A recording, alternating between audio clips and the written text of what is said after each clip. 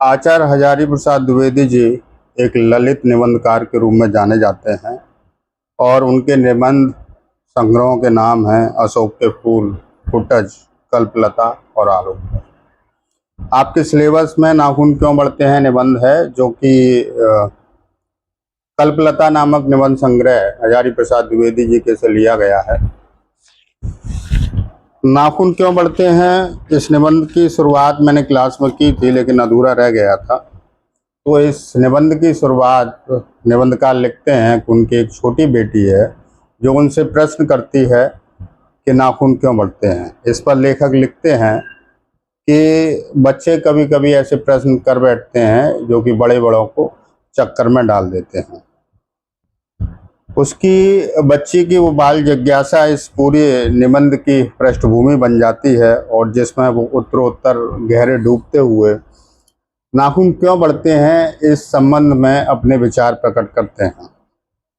हजारी जी लिखते हैं कि कुछ लाख वर्ष पूर्व मनुष्य भी जंगली जानवर की तरह था, वो भी एक वनमानुष था और अपने जीवन की रक्षा के लिए, भरण पोषण के लिए उसे इन नाखूनों की ज़रूरत हुआ करती थी। हालांकि उसके पास दांत भी थे, लेकिन दांतों का जो स्थान है वो नाखूनों के बाद ही आता है। पहले नाखून है, किसी भी जंगली जानवर पे अगर वार करना हो या कोई फल हमें काट कर खाना हो तो उसके लिए हमारे पास उस समय चाकू या अन्य कोई ऐसे हथियार नहीं थे, तो नाखूनों का प्रयोग ही हम उसमें किया करते थे। हालांकि बाद में मनुष्य ने बहुत सारे अस्त्र शस्त्र विकसित किए जो कि मनुष्य के शरीर से बाहर के हिस्से थे, जैसे भाला या पत्थर का प्रयोग ये मनुष्य के शरीर से बाहर था, लेकिन बावजूद उसके नाखून बढ़ते रहे और उसे याद दिलाते रहे कि तुम्हारे भीतर अभी भी वो नख दंतावलंबी अर्थात नाखून और दांतों पर आश्रित रहने वाला जानवर मौजूद है, जिसको कि नाखूनों की और दांतों की आवश्यकता रहती है। आज अगर किसी बच्चे के नाखून बड़े हो जाएं तो उसके माँ बाप उसे डांटते हैं, लेकिन लेखक लिखते हैं कि एक वो भी समय रहा होगा जब कोई बच्चा अपने नाखून काट लेता होगा तो उसके माँ बाप उसे डांटते होंगे और पीटते होंगे, क्योंकि उस समय नाखून उसकी उपयोगिता, जीवन की रक्षा और उपयोगिता के लिए आवश्यक थे। लेकिन आज चूँकि हमारे पास अन्य शस्त्र हैं, अन्य हथियार हैं जिनसे कि हम अपने जीवन की रक्षा कर लेते हैं। निबंधकार लिखते हैं आगे कि प्रकृति मनुष्य के नाखून को जीवित रखना चाहती है। तभी तो ऐसा होता है कि हम नाखून काटते हैं और हम 1000 बार नाखून काटते हैं लेकिन नाखून हमारे फिर बढ़ाते हैं, क्योंकि प्रकृति ये चाहती है कि मनुष्य के नाखून बढ़ें। और ऐसा इसलिए है क्योंकि मनुष्य के भीतर अभी भी वही पाश्विक प्रवृत्ति है और मनुष्य के भीतर जो पाश्विक प्रवृत्ति उसके मन में है, शरीर उसका अनुसरण करता है। जैसी हमारी प्रवृत्ति होगी भीतर की, शरीर उसका अनुसरण करेगा। तो ये नाखून, जब तक हमारे भीतर हिंसा की भावना है, क्रोध की भावना है, ये नाखून उत्तरोत्तर बढ़ते चले जाएंगे। बेशक हमारे पास एटम बम है, परमाणु बम है, लेकिन बावजूद इसके हमारे नाखून बढ़ते ही हैं। और उस बढ़ने का कारण ही यही है कि हमारे भीतर वो जो एटम बम है और जो परमाणु बम है जो हमने बनाए हैं, वो इसीलिए बनाए हैं कि हमारे भीतर अभी भी क्रोध है या बर्बरता है जो जीवित है। तो नाखून चूंकि उसके प्राथमिक अस्त्र शस्त्र के रूप में मनुष्य के पास थे, इसीलिए वो आज भी मनुष्य की प्रवृत्ति को समझकर शरीर उनको बढ़ाई चला जाता है। प्राणी विज्ञानी अर्थात जो प्राणियों पर रिसर्च करते हैं, मनुष्य और अन्य प्राणियों पर जो रिसर्च करते हैं, वो मानते हैं कि मनुष्य के शरीर में, मन के साथ साथ शरीर में ऐसी बहुत सारी सहज वृत्तियां हैं जिसका कि मनुष्य के नियंत्रण के बाहर वो कार्य करती हैं। जैसे कि आपकी पलकों का झपकना, आप चश्मा भी पहनते हैं और फिर भी बावजूद इसके आपकी आंखों की पलकें झपकती हैं। इसी तरह से आपके बालों का बढ़ना, अब आपके बालों को बढ़ाने की कोई ज़रूरत नहीं है, क्योंकि आपके बालों की जो आवश्यकता थी, उपयोगिता थी, वो थी इसलिए कि धूप से और धूल से आपको बचाया जाए। बावजूद इसके आपने बहुत सारे ऐसे वस्त्र विन्यास पहनना शुरू कर दिया कि बालों की कोई आवश्यकता नहीं है, लेकिन शरीर फिर भी उनको बढ़ाए चला जाता है। ये सारी ऐसी वृत्तियां हैं जो कि मनुष्य के नियंत्रण से बाहर कार्य करती रहती हैं। प्रकृति अपने ढंग से काम कराती रहती है। इसी तरह से नाखून पशुता की निशानी है, उन्हें काटना मनुष्यता की निशानी है।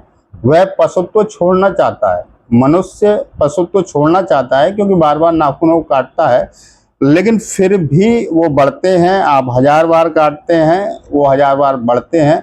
ऐसा इसलिए कि अगर मनुष्य वास्तविक अपने भीतर से उस पशुत्व को समाप्त करना चाहता है, तो फिर एटम और परमाणु बम जैसे विनाशकारी जो हथियार हैं उनको जुटाएगा नहीं।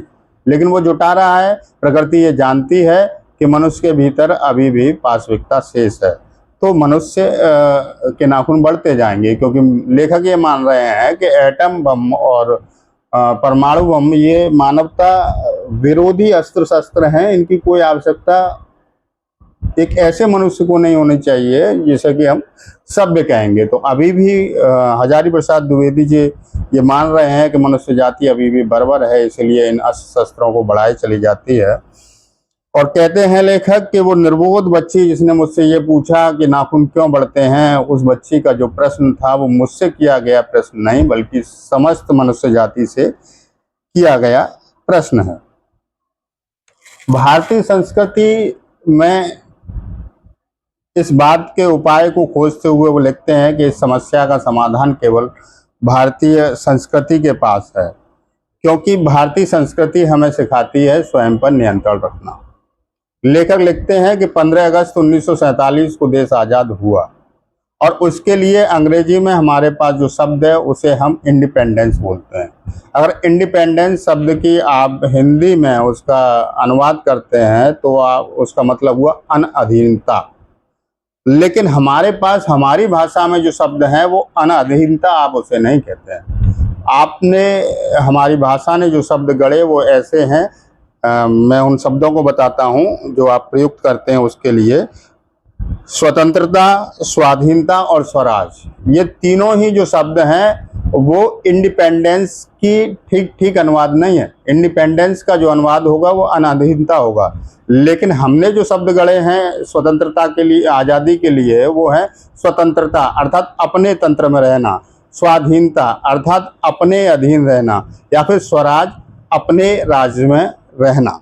ये तीन शब्द जिनकी मैं बात कर रहा हूँ ये द्योतित करते हैं इस बात को कि भारतीय संस्कृति हमें सिखाती है कि हम अनअधीन नहीं होना चाहते, हमें अधीन रहना चाहते हैं। लेकिन किसके अधीन? किसी पराई शक्ति के अधीन नहीं, किसी राजनीतिक सत्ता के अधीन नहीं, बल्कि हम अपने ही अधीन रहना चाहते हैं। अर्थात हम अपने आप पर कुछ ऐसे नियंत्रण और बंधन बनाना चाहते हैं जिससे कि समस्त मनुष्य जाति का भला हो सके। आगे इसको और विस्तारित करेंगे लेखक। वो लिखते हैं कि अंग्रेजी में अगर हम जिसको स्वतंत्रता कह रहे हैं उसके लिए अगर कोई शब्द हो सकता है तो वो इंडिपेंडेंस नहीं हो सकता, वो सेल्फ डिपेंडेंस शब्द हो सकता है। और इस पैराग्राफ में आप देखेंगे कि लेखक ने जो आज़ादी है उसके मायने ही बदल दिए। वो आज़ादी उसको नहीं मान रहे हैं जहाँ पर आप किसी दूसरी सत्ता से, बाहर राजनीतिक सत्ता से स्वतंत्र हो रहे हैं। वो कह रहे हैं कि आज़ादी का मतलब है स्वतंत्रता, अर्थात आप ऐसी सत्ता से तो स्वतंत्र हो जाएं जो कि आप पे जबरन शासन कर रही है, लेकिन आप अपने ऊपर अपने विवेक से या अपनी संस्कृति द्वारा निर्धारित मूल्यों का नियंत्रण अपने ऊपर रखना परमावश्यक है। तभी आप स्वतंत्र कहे जाएंगे, और स्वतंत्र उस मायने में जिससे कि आप बेहतर ज़्यादा से ज़्यादा मनुष्य जाति का कल्याण कर सकें या उनके साथ सामंजस्य के साथ रह सकें। लेखक लिखते हैं कि इस देश में बहुत सारे वर्ग, धर्म, जाति, वर्ण, संप्रदाय के लोग रहते हैं, लेकिन बावजूद उसके सभी सदियों से प्रेम पूर्वक रह रहे हैं। उसका एकमात्र कारण है कि हम सभी समान आदर्श ये मानते हैं कि स्वयं के बंधन में तो हमें रहना ही है। और स्वयं के बंधन को वो एक्सप्लेन करते हैं, कहते हैं कि स्वयं का बंधन हुआ कि दूसरों के प्रति आपकी संवेदना हो, दूसरों के प्रति श्रद्धा हो, उनके लिए त्यागने की आपके भीतर भावना हो, अक्रोध हो, निर्वैरता हो, किसी के प्रति बैर भाव ना हो, अहिंसा का भाव हो, दानशीलता का भाव। ये ऐसे भाव हैं जो सदियों से हिंदुस्तानी और भारतीय संस्कृति का एक आदर्श रहा है, और जिसकी वजह से हम देखते हैं कि यहाँ तमाम भिन्न भिन्न जातियाँ, वर्ग, समुदाय परस्पर प्रेम पूर्वक एक दूसरे के साथ रहते आए हैं। मनुष्य कैसे सुखी हो, राजनेताओं से जब ये प्रश्न पूछा जाता है तो राजनेता इसका जवाब देते हैं कि ज़्यादा से ज़्यादा धन बढ़ाना चाहिए, संपत्ति बढ़ानी चाहिए, मशीन बढ़ानी चाहिए, अर्थात बाह्य जितने भी भौतिक सुख सुविधाएं हैं उनको बढ़ाना चाहिए। लेकिन लेखक लिखते हैं कि एक बूढ़ा व्यक्ति इस देश में हुआ जिसको आप महात्मा गांधी कहते हैं, उसने कहा था कि बाहर नहीं भीतर की ओर देखो, हिंसा को मन से दूर करो, झूठ को दूर करो, क्रोध को दूर करो, द्वेष को दूर करो, और उसने कहा कि प्रेम बड़ी चीज है जो हमारे भीतर है। तो आप सुखी होना चाहते हैं तो बाह्य उपकरणों से सुखी नहीं हो सकते हैं। महात्मा गांधी का ये कहना था कि अगर आप सुखी होना चाहते हैं तो अपने भीतर की कलुषता को और पाप को और तमाम बुराइयों को दूर करके और प्रेम को अपना कर ही आप सुखी हो सकते हैं। लेखक आगे लिखते हैं, और बहुत उन्होंने ऐसी बात कही है जो कि आपके हृदय को छू जाएगी। वो कहते हैं, उन्हीं की बात को मैं कोट कर रहा हूँ, कि बूढ़े की बात अच्छी थी या नहीं पता नहीं, पर उसे गोली मार दी गई। अर्थात अंततः जीत पाशविक प्रवृत्ति की हुई, जीत नाखूनों की। लेखक आशा से भरकर लिखता है कि एक दिन मनुष्य के नाखून समाप्त हो जाएंगे, क्योंकि जब मन में हिंसा न रहेगी तो नाखून की आवश्यकता न रह जाएगी। अनावश्यक अंग झड़ जाते हैं, जैसे कि मनुष्य की पूंछ। तो प्राणी विज्ञानियों का यह मानना है कि मनुष्य के शायद पहले कभी पूंछ हुआ करती थी, लेकिन चूंकि अब उसकी कोई आवश्यकता नहीं है तो मनुष्य की वो पूंछ झड़ गई है। इसी तरह लेखक उम्मीद से भरकर लिख रहे हैं कि एक दिन मनुष्य के जो नाखून हैं वो भी झड़ जाएंगे, क्योंकि एक दिन मनुष्य जाति अपने आप को इतना ऊंचा उठा लेगी कि उसके भीतर की पशुता समाप्त हो जाएगी और उसे नाखूनों की कोई उपयोगिता और आवश्यकता नहीं रह जाएगी। अंतिम पैराग्राफ में लेखक लिखते हैं कि जीवन में सफलता और चरितार्थता में अंतर है। आडंबर सफलता है और प्रेम, मैत्री, करुणा चरितार्थ।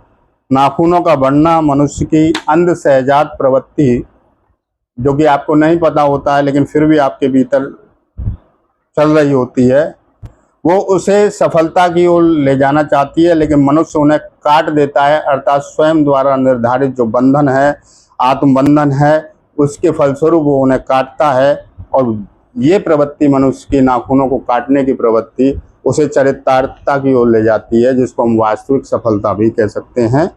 और लेखक की अंतिम लाइनें हैं इस निबंध में कि नाखून बढ़ते हैं तो बढ़े, मनुष्य उन्हें बढ़ने नहीं देगा। तो ये निबंध मैंने आपको बताया जो कि ललित निबंध की श्रेणी में आता है, नाखून क्यों बढ़ते हैं। और इसमें भावात्मक शैली का प्रयोग किया गया है, भाषा में संस्कृत निष्ठता है, और कहीं कहीं सामान्य और सरल भाषा का भी प्रयोग किया गया है। एक भावात्मक निबंध है और बड़ी उम्मीद और आशा से मनुष्य जाति की ओर देख रहे हैं लेखक कि एक दिन शायद ऐसा आएगा जब मनुष्य के नाखून बढ़ना बंद कर देंगे, तब वास्तविक मनुष्य जाति सफल होगी, उसका जीवन चरितार्थ होगा, वो प्रेम, मैत्री, करुणा से जीवन जिए।